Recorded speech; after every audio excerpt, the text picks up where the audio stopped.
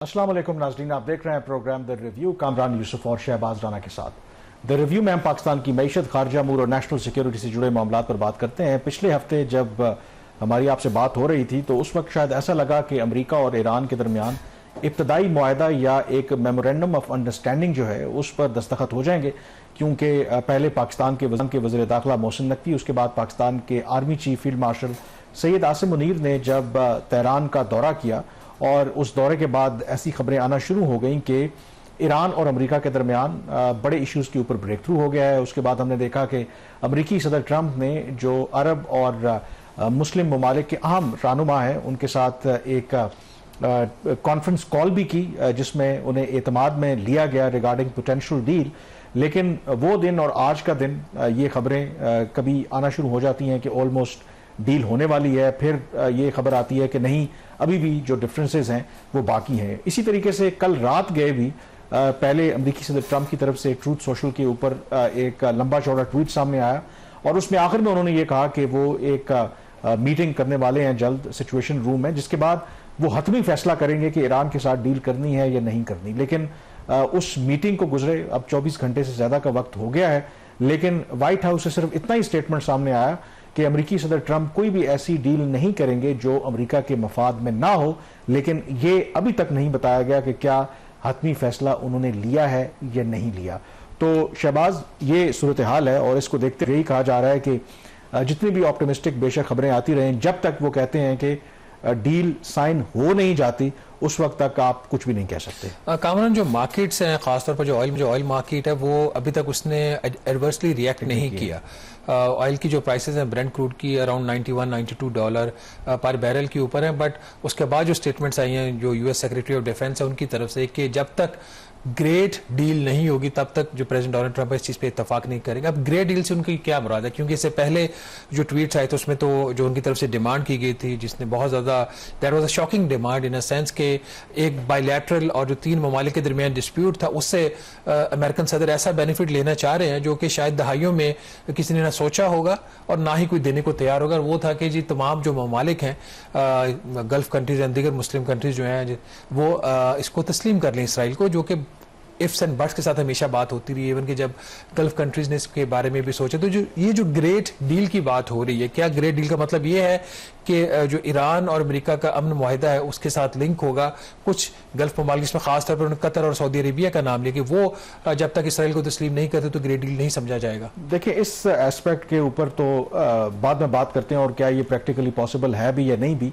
I think जो अभी great deal या गुड डील की वो बात कर रहे हैं, दो चीज़ें हैं। एक तो वो चाहते हैं कि 2015 की जो ओबामा के टाइम पे जो डील थी जिसमें बाकी मगरबी ममालिक और रूस और चीन भी शामिल थे और बड़े सालों के बाद एक वो डील साइन की गई थी, तो अमेरिका में ये क्रिटिसिज्म हो रहा है अमेरिकी सदर ट्रंप के ऊपर भी कि आपने एक तो बगैर किसी असली हदफ के ईरान के ऊपर आपने चढ़ाई की, ऑब्जेक्टिव आप अचीव कर नहीं सके।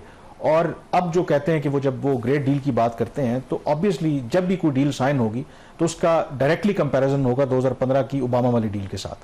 तो अगर तो उस डील के अंदर मोर और लेस वही बातें हुई या उससे कम हुआ तो फिर तो वहां पे ऑलरेडी लोग क्वेश्चन करेंगे कि आखिर फिर आपने नया क्या अचीव किया। एक तो अमेरिकी सदर ट्रंप वो कुछ ऐसा चाहते हैं कि कम से कम अपनी अवाम में और अपने क्रिटिक्स में उनके पास बेचने के लिए हो कि देखें ये जो हमने डील की है ये पहली डील से बहुत बेहतर है। और अब जो अमेरिका है, जो सबसे इंपॉर्टेंट जो नुकता है जो कल भी उन्होंने ट्रूथ सोशल के ऊपर पोस्ट की कि वो किसी भी सूरत ईरान को जौहरी हथियार नहीं बनाने देंगे। ये नंबर तो ईरान पहले ही कह चुका है कि वो न्यूक्लियर हथियार बनाना नहीं चाहता। नहीं, वो बनाना नहीं चाहता, लेकिन वो ये कहते हैं जिस तरह से अमेरिका कहता है कि जी हम आपके ऊपर दोबारा हमला नहीं करेंगे, तो ईरान उस पर एतबार नहीं करता। तो इशू जो है वो ट्रस्ट का है। तो अमेरिका कहता है कि हम आप पे कैसे एतमाद करें, और उस एतमाद को क्या कहते हैं कि बहाल करने के लिए वो कहते हैं कि जो हाईली इनरिच यूरेनियम है जो 60% कोई 400 kg ईरान के पास मौजूद है वो आप हमारे हवाले करें। कल भी उन्होंने जिक्र किया कि हमारे हवाले करके और उसको हम डिस्ट्रॉय करेंगे। अब इसके ऊपर भी वो मामला है। अब इशू यहाँ पे ये है कि जो एक इनिशियल जो मेमोरेंडम ऑफ अंडरस्टैंडिंग है, ईरान का ये मौकफ है कि उसमें ये जो न्यूक्लियर इशू है, ये जो बाकी मामला है उस पर हम डिस्कशन नहीं करेंगे, ये अगले फेज में होंगी। पहले फेज के अंदर हम स्ट्रेट ऑफ हॉर्मुज़ को रीओपन करने की बात है, यूएस नेवल ब्लॉकेट को खत्म करने की बात है। और फिर ईरान ये भी दावा करता है कि जैसे ही ये एमओयू साइन होगा तो जो $12 बिलियन, $24 बिलियन वो कहते हैं उनके एसेट्स हैं, तो $12 बिलियन इमीडिएटली उनको रिलीज कर दिए जाएंगे। ये ईरान का स्टेट मीडिया भी रिपोर्ट कर रहा है।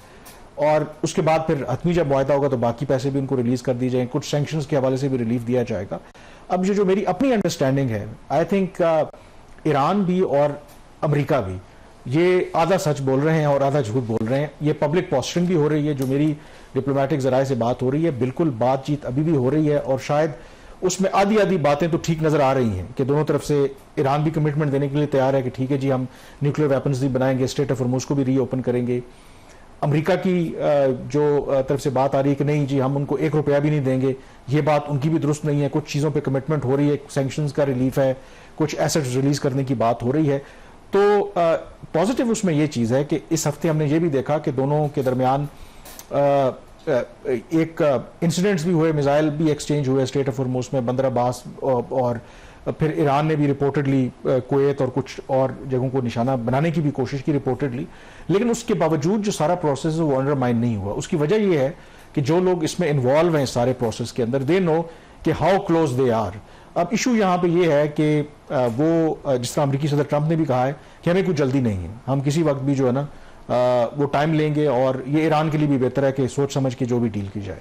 अब ये दूसरा जो आपने बात की ना, ये बिल्कुल अमेरिकी जो सदर ट्रंप ने नया एक जो पता फेंका है कि जी वो कहते हैं कि अब ईरान अमेरिका की डील होगी तो उसके साथ ही फिर जो अब्राहम अकॉर्ड में जो बाकी ममालिक हैं, अरब कंट्रीज़ हैं, पाकिस्तान का भी उन्होंने नाम लिया, उनको शामिल होना चाहिए। अब मेरे ख्याल में ये तो एक नॉन स्टार्टर है। ये पहले मरहले में तो हमें पता है कि जब पहली टर्म थी उसमें UAE, बहरीन और बाद में सूडान भी शामिल हुआ था। उसके तहत उन्होंने जो अब्राहम अकॉर्ड का हिस्सा बने थे, यानी कि इजराइल के साथ उन्होंने सिफारती ताल्लुकात इस्टेब्लिश किए थे।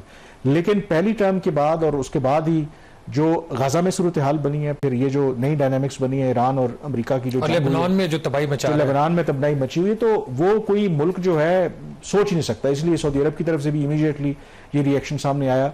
पाकिस्तान की तरफ से कल जो वज़ीर ख़ारजा इसहाक डार साहब गए थे वाशिंगटन, मार्को रूबियो से उनकी बात हुई, फिर उनकी प्रेस कॉन्फ्रेंस हुई, उनसे सवाल हुआ, तो उसमें वाज़े तौर पर उन्होंने बिल्कुल कहा कि पाकिस्तान बिल्कुल ना अब्राहम अकॉर्ड और ना ही किसी ऐसे इनिशिएटिव का कि जिससे हम इसराइल को तस्लीम करेंगे, वो पाकिस्तान अपनी पॉलिसी में कोई तब्दीली नहीं लाएगा। पाकिस्तान की कंडीशन बड़ी वाज़े है कि जब तक एक आज़ाद फ़लस्तीनी रियासत नहीं बन जाती, प्री 1967 बॉर्डर उसके, Al Quds Al Sharif future capital of Palestinian state, तो पाकिस्तान अपनी पॉलिसी में कोई भी तब्दीली नहीं लाएगा।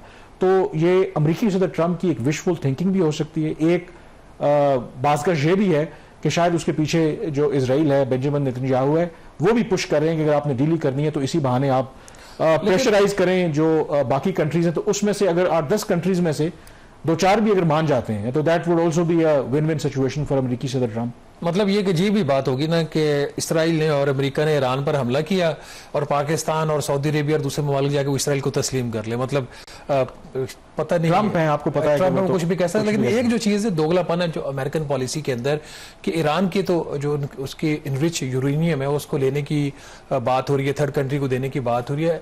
इसराइल के पास भी तो जौहरी हथियार है ना, इसराइल के ऊपर कोई बात करने को भी तैयार नहीं है, कोई ये डिस्कशन में भी ये पॉइंट नहीं है कि जो एक अनडिक्लेयर्ड एक न्यूक्लियर पावर समझी जाती है वो इसराइल भी है, तो उसके ऊपर किसी को प्रॉब्लम। तो ये इस किस्म की जब चीज़ों, जब तक इसराइल के पास न्यूक्लियर आर्सनल्स होंगे तो डेफिनेटली ईरान अगर कहे ना भी तो उसने अपने डिफेंस के लिए कुछ ना कुछ तो करना। बट एक और जो इशू जो अब एक दोबारा डिस्कशन में आ गया है वो पाकिस्तान की जो लॉन्ग रेंज इनकी मिसाइल है उसके ऊपर भी बात हो रही है। ये सडनली ये इशू क्यों प्रॉप अप हुआ है? देखें, पाकिस्तान का जो मिसाइल प्रोग्राम है, इससे पहले भी अगर आप देखें वो बाइडन की इंतजामिया हो या ट्रंप के दौर में भी बेशक हमारे ताल्लुकात अच्छे रहे हों, तो बहुत सी ऐसी खास करके चाइनीज़ कंपनीज और एक दो और जो कंपनीज हैं उनके ऊपर उन्होंने इसलिए पाबंदियां लगाई कि वो ड्यूल यूज़ जो टेक्नोलॉजी है वो पाकिस्तान को ट्रांसफ़र कर रहे हैं और पाकिस्तान जो है वो मिसाइल टेक्नोलॉजी में इस्तेमाल करता है। जो इम्पॉर्टेंट इसके अंदर इस मार्च में जो डेवलपमेंट हुई थी, जो कांग्रेस की एक कमेटी थी उसमें ब्रीफिंग देते हुए जो US की नेशनल इंटेलिजेंस है उनकी जो डायरेक्टर हैं तुलसी गबार्ड, अब उन्होंने खैर इस्तीफ़ा भी दे दिया है, और ये जो नेशनल उनकी जो इंटेलिजेंस है, ये जो अमेरिका की तमाम जो इंटेलिजेंस एजेंसीज हैं कोई 20-25 के करीब, उनको वो ये ओवरसाइट करती है। तो उन्होंने जो अपनी असेसमेंट दी थी तो उसमें वो हम बताएंगे भी, तो उसमें उन्होंने ये कहा था कि जो पाकिस्तान भी इंटर कॉन्टिनेंटल बैलिस्टिक मिसाइल जो है प्रोग्राम के ऊपर वो काम कर रहा है और that could be a threat for us. तो ये बढ़ाए का और पाकिस्तान का उस पर रद्दअमल भी सामने आया था, क्योंकि पाकिस्तान का जो डॉक्ट्रिन है वो कन्वेंशनल हो या न्यूक्लियर हो, वो तो इंडिया स्पेसिफिक है। हमने कभी भी ये नहीं कहा कि हमारा जो दिफाई जो हमारी सलाहियत है हम किसी और को निशाना बनाना चाहते हैं। और गिवन कि सिंस पाकिस्तान की इंडिपेंडेंस के बेशक उतार चढ़ाव रहे हों, पाकिस्तान और अमेरिका तो इत्तेहादी रहे हैं। और इवन अभी भी अगर आप देखें ईरान और जो अमेरिका की लड़ाई के दौरान पाकिस्तान का जो एक पॉजिटिव रोल है, उसमें तो पाकिस्तान इवन अमेरिका को एक सेफ पैसेज देने की कोशिश कर रहा है।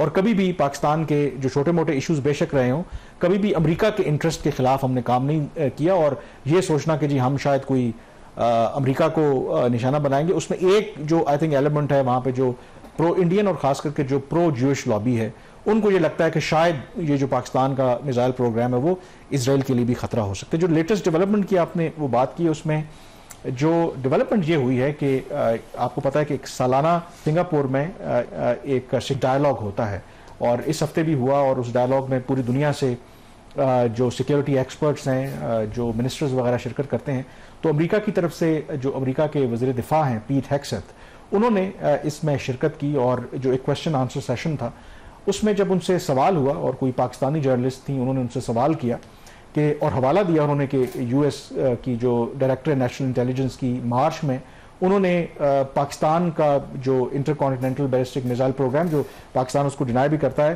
कि उसके हवाले से कंसर्न शो किया कि वो अमेरिका के लिए खतरा है। तो उन्होंने हवाला दिया कि इंडिया तो उससे कहीं ज्यादा एडवांस जो इस तरह का लॉन्ग रेंज मिसाइल जो है प्रोग्राम वो डेवलप कर रहा है, उस पर तो जो अमेरिका है वो खामोश है।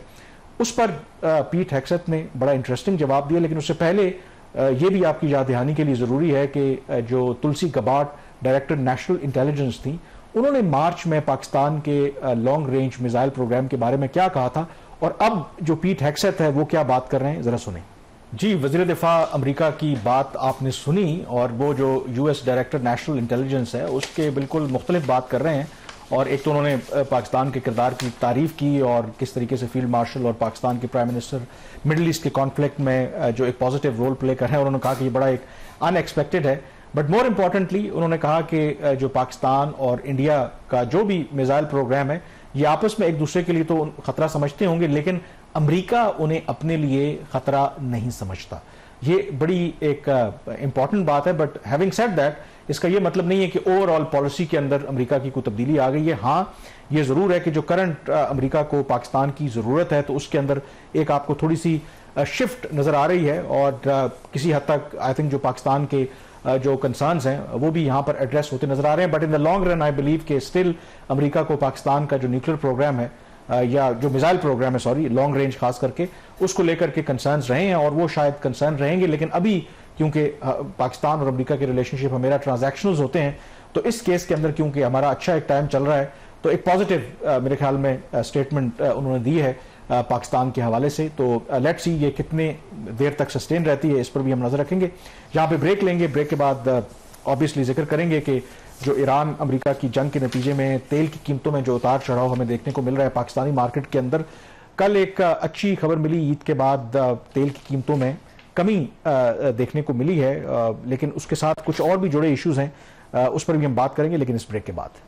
जी, ब्रेक के बाद एक दफा फिर आपको खुश आमदीद कहते हैं। अब आपको पता है कि पाकिस्तान में पहले तो 15 दिन के बाद जो तेल की कीमतों में रद्दोबदल का ऐलान किया जाता था, लेकिन मौजूदा सूरत हाल को देखते हुए अब हर हफ्ते ऐलान किया जाता है। और अच्छी खबर है कि तेल की कीमतों में कल जो गवर्नमेंट ने रिव्यू किया उसमें कमी का ऐलान किया, बोथ इन जो पेट्रोल है और डीजल है। But still devils lie in the detail.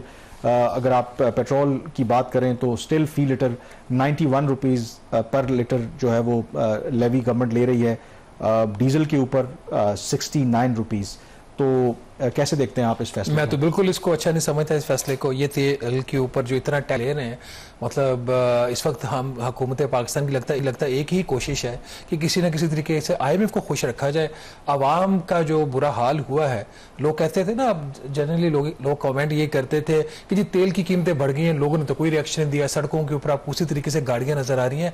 असल जो पता चला है वो अब पता चला है कि जब ईद की शॉपिंग हुई उसमें कितनी कमी हुई और नज़र आया सड़कों के ऊपर रश नहीं था, कुर्बानी के जानवर लेने के लिए लोगों का रश नहीं था, तो लोगों की जो परचेजिंग पावर उसमें मैसिवली उसमें कमी हुई है over a period of last couple of months. खासतौर पर अभी भी अगर कामरान देखें प्राइम मिनिस्टर, आपकी बात काट रहा हूँ, जो सियाती मकाम है जो कुछ सोशल मीडिया के ऊपर मैंने वीडियोस देखी हैं, नारान का खान हो, सवात हो, वहां पर तो आई डोंट नो कि ट्रैफिक जैम आपको नजर आ रहा है, वो भी एक कंट्रडिक्शन नजर आती है। बाकी आई एग्री विद यू कि इवन ईद से पहले मतलब I was in the market और इस्लामाबाद के अंदर और बाकी जगहों के ऊपर तो यूजुअल जो ईद की हसल एंड बसल होती थी वो आपको नजर बिल्कुल भी नहीं है, ना मार्केटों में नजर आई आपकी, ना सड़कों पे नजर आई, ठीक है, ना को जो कुर्बानी के लिए इनकी स्पेशल मार्केट्स होती है उसमें नजर आई।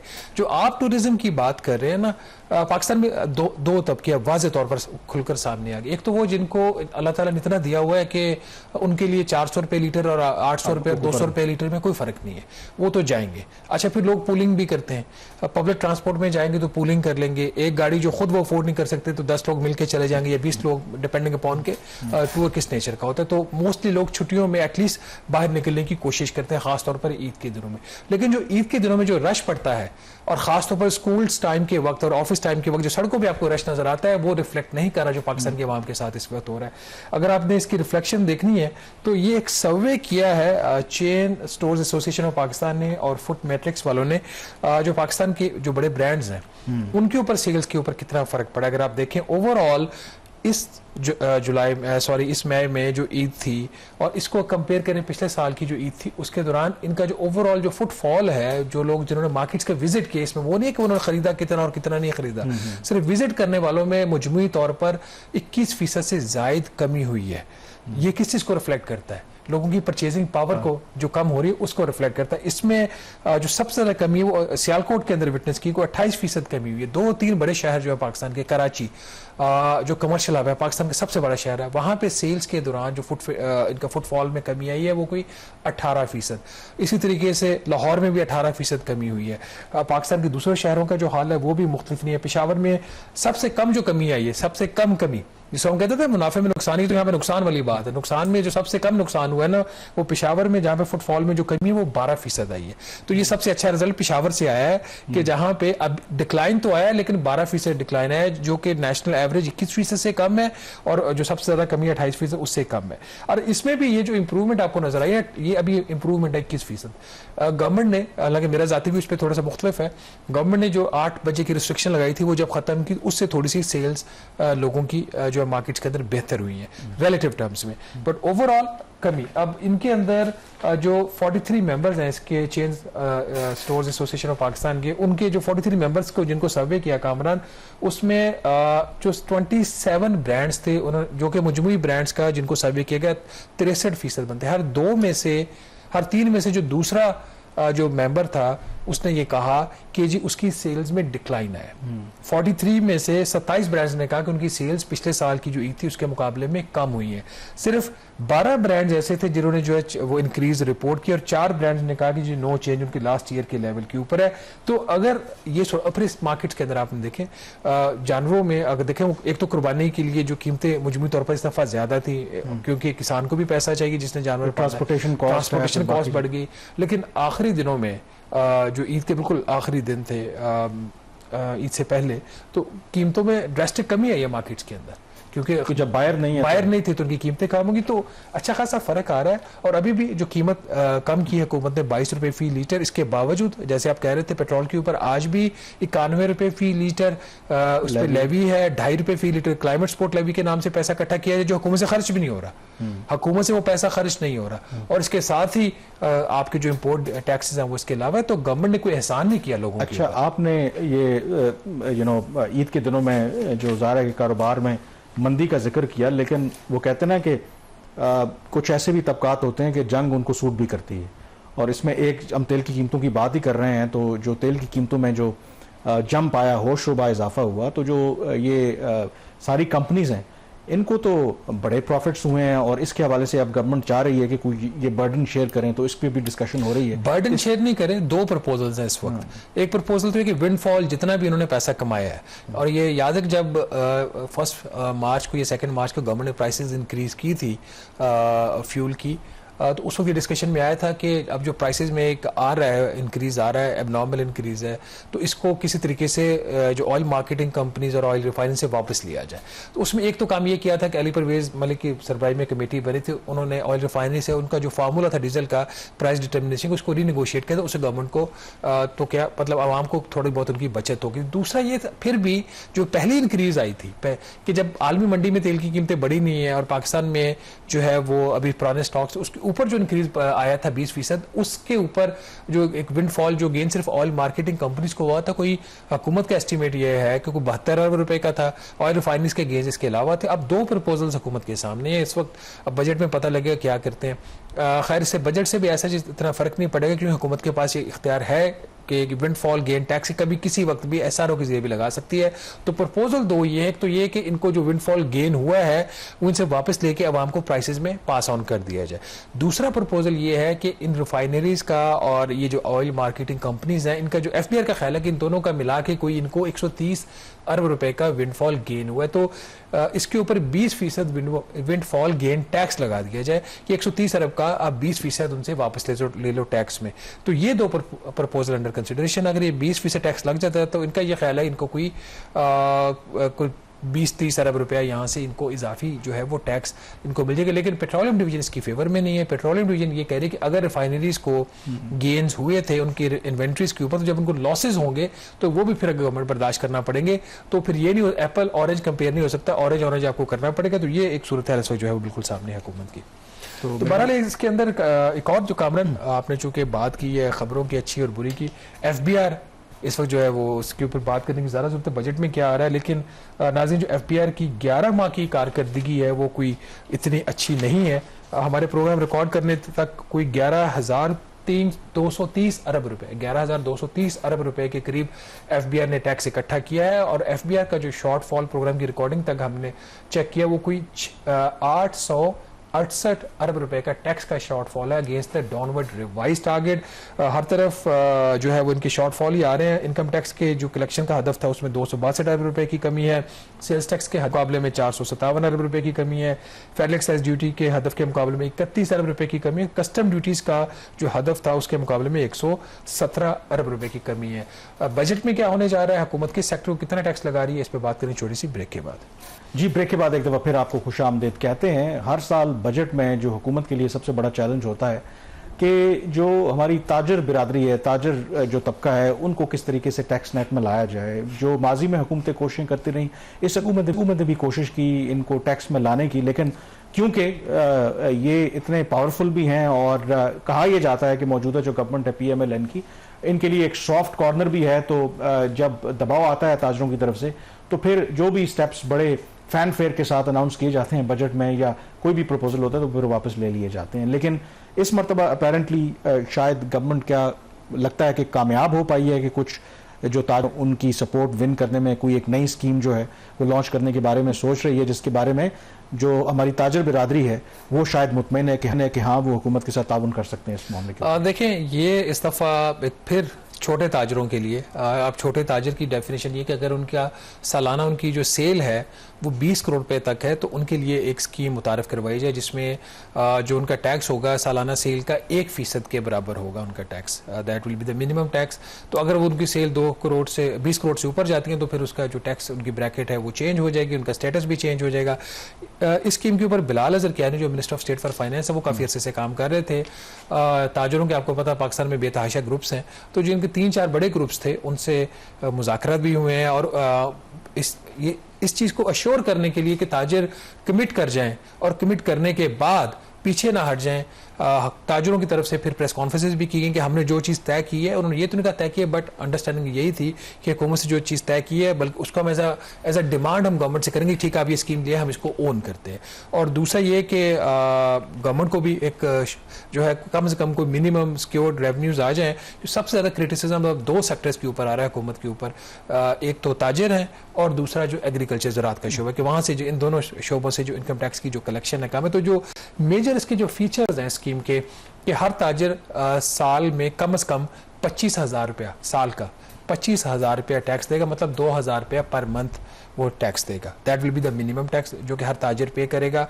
इसके बदले में उनको मिलेगा क्या? उनको मिलेगा एक तख्ती, और जो तख्ती होगी वो जो प्लेट होगी एफबीआर के टैक्स पे की, वो ये अपनी दुकान पे जो है वो उसको डिस्प्ले करेंगे, ताकि एफबीआर के जो इंस्पेक्टर्स भी कभी कभी आ जाते हैं कुछ खाने पीने के लिए, कुछ चेक करने के लिए, कभी कभार उनका भी दिल करता है कि ताजरों को भी जाके देख लें कितना टैक्स पे करते हैं, तो उस तख्ती की वजह से उससे दूर रहेंगे वो। फिर इनका ऑडिट नहीं होगा, जितना ये डिक्लेयर कर देंगे अपने सेल्स उतनी ही मानी जाएंगी, अनटिल के एफबीआर के पास कोई एविडेंस हो कि उन्होंने सेल्स अंडर डिक्लेयर की, जो कि होता ही नहीं एविडेंस। वो आपको पता हर चीज़ ऑटोमेटिकली आपकी जेब में आ रही, तो क्या जरूरत है इस तरह के काम करने की। फिर ये कोई डिजिटल मोड ऑफ पेमेंट जो है, जैसे पॉइंट ऑफ सेल्स नहीं लगाएंगे, इस किस्म के इनको बेतहाशा जो है बेनिफिट्स वो ऑफर किए जा रहे हैं। नहीं, वैसे मैं सोच रहा था कि ये अगर प्रपोजल ये एक्सेप्ट हो जाएगा तो क्या ताजिर के तौर पे करके तो मतलब छोटी सी दुकान 2000 रुपया मतलब पर मंथ जो एक्सप्रेस के सामने खोखा बनाते हैं, तो एज अ ताजिर अपने आप को डिक्लेयर करते हैं 2000 रुपया महीने का टैक्स देते हैं, ठीक है। जो सैलरीड क्लास जो मतलब, और जो एक मसला हो जाएगा, जो आपकी सैलरी बैंक में आ रही है उसको फिर कैश में ले लें, ये भी है, फिर वो बात करनी, लेकिन वो हमारे वाले मानते नहीं है कैश में। तो फिर ये इससे अच्छा तो मेरे ख्याल में इसके बाद उन्होंने मानना ही था। नहीं, लेकिन अगर ये स्कीम पर इम्प्लीमेंट हो जाता है तो रेवेन्यू कितना फर्क पड़ेगा? हुकूमत का ये ख्याल है कि 40 से 50 अरब रुपया साल का इनको मिल जाएगा, ये हुकूमत का ख्याल है। अच्छा, अब इन्होंने पिछले साल भी 50 अरब का रखा था, तो 1 अरब भी नहीं मिला था। इस दफा पता नहीं क्या होता है। अच्छा, इसमें तो अगर बजट के ऊपर ब्रीफली बात करें कि हम उससे पहले कि ब्रेक पे जाएं और फिर ताजिर रहनुमा से बात करें वो स्कीम के बारे में मुतमिन है या नहीं। बजट कामरान एक दफ़ा फिर जो है, जो खबर ये है कि बजट इस दफ़ा फिर स्टेटस को का आ रहा है। अच्छा। ये ताजिरों की अगर स्कीम आ जाती है और वो कामयाब भी हो जाती है, उसके अलावा बाकी नंबरों का हेर फेर होगा। टैक्स रेट्स में जो एग्जिस्टिंग है उसको थोड़ा सा ऊपर नीचे किया जाएगा, और आवाम को खुश करने के लिए थोड़ा सा इनकम टैक्स की जो रिलीफ है तनख्वाहदार तबके को मिल जाएगी, कुछ एक्सपोर्टर्स के ऊपर 1% टैक्स कम हो जाएगा। ओवरऑल कोई इतना अच्छा इनके जो प्रपोजल है वो सामने नहीं। अभी हतमी तौर पर कोई बात कही नहीं जा सकती। मीटिंग्स हो रही हैं, आज भी हो रही हैं, अगले 1-2 दिन भी जारी रहेंगी। कालबन 5 जून को अगर बजट आता है तो इन्होंने कोई 215 अरब के जो इजाफी इकदाम करने हैं, उसमें ताजरों से इनका ख्याल है क्योंकि 40-50 अरब रुपया इनको वहाँ से मिल जाएगा। फिर हमने एक बड़ी डिटेल में बात की थी कि जो फास्ट मूविंग कंज्यूमर गुड्स हैं, जैसे पैकेज आपका मिल्क होता है, आप चाय की पत्ती होती है, इस किस्म की जो चीज़ें होती हैं, वो उनको एक ऐसे टैक्स के शेड्यूल में ले जाएंगे जहाँ पे उसके मार्केट प्राइस के ऊपर टैक्स ले लेंगे, तो वो कोई 50 अरब रुपये इनको इजाफी वहाँ से आ जाएगा। फिर अभी हम बात कर रहे थे इसकी विंडफॉल गेन टैक्स की, जो ऑयल कंपनीज की ऑयल सेक्टर के ऊपर लगाएंगे, उससे कोई 30-40 अरब रुपये का इनकी एस्टिमेट्स हैं। फिर एक जो चीज़ आपके बड़े इंटरेस्ट की, आप इसको बड़ा क्लोजली फॉलो करते हैं, जो हाइब्रिड इलेक्ट्रिक व्हीकल्स हैं।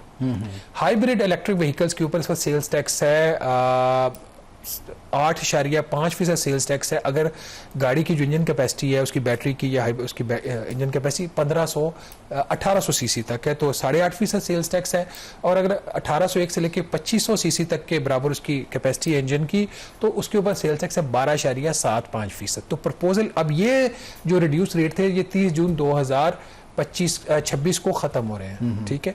तो जो कंसेशन खत्म होने जा रही है, तो एफबीआर का आज के दिन तक ये ख्याल है हुकूमत का कि ये जो कंसेशन खत्म होने जा रही है, इसको खत्म होने दिया जाए, तो ये जो रेट्स हैं ये बढ़कर हो जाएंगे 18%। तो अगर ये 18% हो जाएंगे तो इससे भी कुछ 40 अरब रुपए का इनको रेवेन्यू आ जाएगा। और फिर नाज़रीन, कुछ इंपोर्ट्स के ऊपर, जो मैन्युफैक्चरिंग सेक्टर की इंपोर्ट्स होती है, उसके ऊपर कुछ जगह पे 1% रेट है, उसको बढ़ा के 3% की बात है, या 2% करने की बात है। जहाँ पे 3 है उसको कोई 5-5.5% करने की बात है। इसके अलावा कुछ और भी इसी किस्म के प्रपोजल, जो हाई कैटेगरी के जो रिटेल सेक्टर है उसके ऊपर जो विधोनी टैक्सेस के रेट हैं वो 0.1 से लेकर 0.2%, उसको भी 0.5 करने की बात है। तो मजमूई तौर पर स्वाय ताजरों को छोड़ के बाकी जो एग्जिस्टिंग रेट्स हैं उसके साथ हुकूमत कोई नंबर्स को आगे पीछे करके अपने अगले साल का हदफ अचीव करने जा रही है। लेकिन जो असल जो बात है, क्या ताजिर जो अब हुकूमत से खुद मुतालबा कर रहे हैं कि वो जो है ताजरों की जो मखसूस स्पेशल स्कीम आएगी उसका वो हिस्सा बनना चाह रहे हैं, क्या ये हो भी सकेगा या नहीं? अभी भी उनको कुछ तहफ़्फ़ुज़ात इस पर बात करेंगे छोटी सी ब्रेक के बाद। जी, ब्रेक के बाद एक दफ़ा फिर आपको खुशामदीद कहते हैं। हमें टेलीफोन लाइन पर ज्वाइन किया अजमल बलोच साहब ने, ये सदर हैं ऑल पाकिस्तान अंजुमन ताजरान के। बहुत शुक्रिया अजमल बलोच साहब ज्वाइन करने के लिए। तो ये ब्रेक से पहले भी हम डिस्कशन कर रहे थे, क्या जो ताजर बिरादरी है हमारी, अब हुकूमत के ये जो एक नया इनिशिएटिव की बात हो रही है, नई स्कीम की कि मिनिमम जो 25,000 रुपये सालाना टैक्स जो है उसके हवाले से जो आपकी बिरादरी है उसने अग्री किया है, तो क्या ये बात दुरुस्त है? इसको कैसे देखते हैं और क्या आपको लगता है कि ये हुकूमत का सही इकदाम है? देखिए, बात तो सही है कि हम पहले बड़े अरसे से कहते चले आ रहे हैं कि हम ऐसा फिक्स टैक्स जो टर्न ओवर पे जाहिर है किसी और चीज पे फिक्स नहीं किया जा सकता। जैसे पहले इन्होंने दुकानों के साइज पे किया था, तो हमने कहा टर्न ओवर टैक्स पे कर लें, लेकिन उसका रेट ज्यादा है। इन्होंने उसको 1% कहा है, लेकिन हम इन्हें कह रहे हैं कि 0.50 जब टर्न ओवर पे टैक्स है तो उसका रेट कम होना चाहिए। बलोच साहब, 1% तो बिल्कुल भी ज्यादा रेट नहीं है, ये तो बड़ा ही मुनासिब रेट है। आपको पता है तनख्वाहदार तबका जो है अपनी तनख्वाह का जो तनख्वाह ही उसका टर्नओवर समझ लें, उसका वो 38.5% तक वो देता है। तो आप 1% तो दे दें, 1% में क्या हर्ज है? देखिए, जो तनख्वाहदार तबका है सिवाय प्राइवेट के हटकर जो सरकारी तबका है वो तो टैक्स कोई नहीं देता ना। वो तो तनख्वाह जो उसमें से कटता है वो मराद ले लेता है, और वो भी हमारे दिए हुए टैक्स से होती है। बलोच साहब, कथा कलामी की माजा सरकारी मुलाजमीन का सबसे पहले कटता है, और वो जो मराद की बात कर रहे हैं, मराद तो आप भी ले रहे हैं, सड़कें आप भी इस्तेमाल कर रहे हैं, वो भी कर रहे हैं, गाड़ियां वो ठीक है उनको मिलती हैं, जरा अच्छे वाली मिल जाती हैं, तो 1% तो कुछ भी नहीं है। ज़कात का रेट 2.5% है। सरकारी आदमी जब सफर करता है तो सर उसको गाड़ी पे रोड टैक्स माफ होता है, लेकिन हम देते हैं।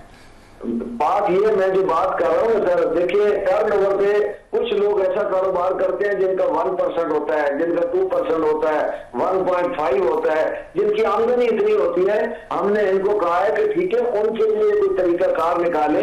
फिर जो शहरों के दूर दराज इलाके हैं शहरों से, वहां पे कारोबार बहुत कम होता है, इतनी उनकी आमदन नहीं होती है।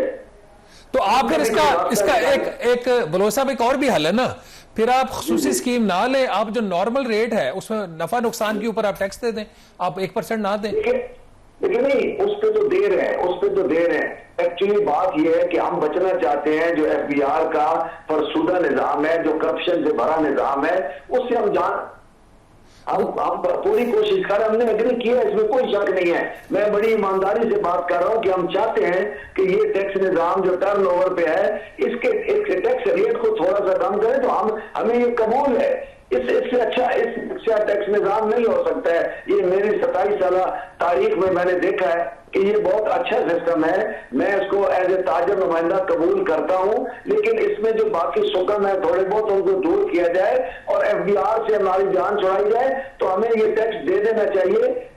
लेकिन मैं उन लोगों के लिए बात कर रहा हूं, एक बड़ा इलाका है, जो बड़ा एरिया है, जिनको 30,000 जमा कर साल का कम से जो है, लेकिन वो जो छोटा कारोबार है तो वो दराज इलाकों में बसता है, बस उसके साथ ये टैक्स हमने कबूल है। ये स्कीम ये ठीक है, ये हमें करप्शन भरे निजाम से जान छुड़ाती है, और हम ये जान छुड़ाना चाहते हैं। हम टैक्स तैयार करें इस स्कीम को। हमने खुद देखिए, मैं इसमें 1.5 माह मुज़ाकरात किए हैं अपने बिलाल कियानी साहब से, और ये ताजरों के लिए हमने खुद इसमें सजेशन दिए हैं, और जब इसमें ऑडिट नहीं है। आपकी आवाज ब्रेक हो रही है, एक चीज जरा क्लैरिफाई कर दीजिएगा बलोच साहब, आपकी आवाज ब्रेक हो रही है, एक चीज क्लैरिफाई कर दीजिएगा। अगर हुकूमत रेट 1% बजट में अनाउंस करती है, तो फिर भी आपको स्कीम जो है वो कबूल है या नहीं? देखिए, बात यह है कि हम कबूल करने के लिए स्कीम को तैयार हैं। सिर्फ हम ये कह रहे हैं, ये बाद में भी हो सकता है, अगर हुकूमत मंजूर कर भी देती है तो उसमें थोड़ा बहुत ऊपर नीचे हो सकता है। लेकिन मैं ताजरों का नुमाइंदा हूं, मैं समझता हूं कि इससे अच्छी स्कीम नहीं हो सकती है। ये बेहतरीन स्कीम है। मैं ईमानदारी, हमें एक अरसा से एक वक्त था, बीच की लग गई थी 2008 तक, तो बरादरी ने सराहा था। जब FBR को आप दूर कर देते हैं, या FBR के अलकार को दूर कर देते हैं, तो वो स्कीम अच्छी होती है जिससे FBR का बंदा दूर हो जाता है। हम इसको कबूल करने के लिए तैयार हैं, लेकिन फिर भी हम कहते हैं कि जिसके कारोबार वैसे बलोच साहब, माजरत के साथ आपसे मेरा भी बड़ा पुराना ताल्लुक है। अगर आप स्कीम कबूल कर रहे हैं तो ये अगर और मगर निकाल देना, फिर ठीक है, 1% हो गया है। और सर देखिए, मैं निकाल रहा हूं, अगर मगर निकाल रहा हूं। मैं ये सिर्फ कहता हूं कि जो दूर दराज इलाकों में छोटा ताजिर, लेकिन 6 लाख की आमदन वाला ताजिर पे टैक्स नहीं है।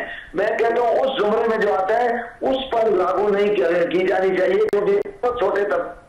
और दूसरा जो जिसकी 1% आमदन है या 1.5% आमदन है, ये दो जैसे होलसेलर है, एक बड़ा तबका है होलसेलर की आमदन 1%, उस पर हमें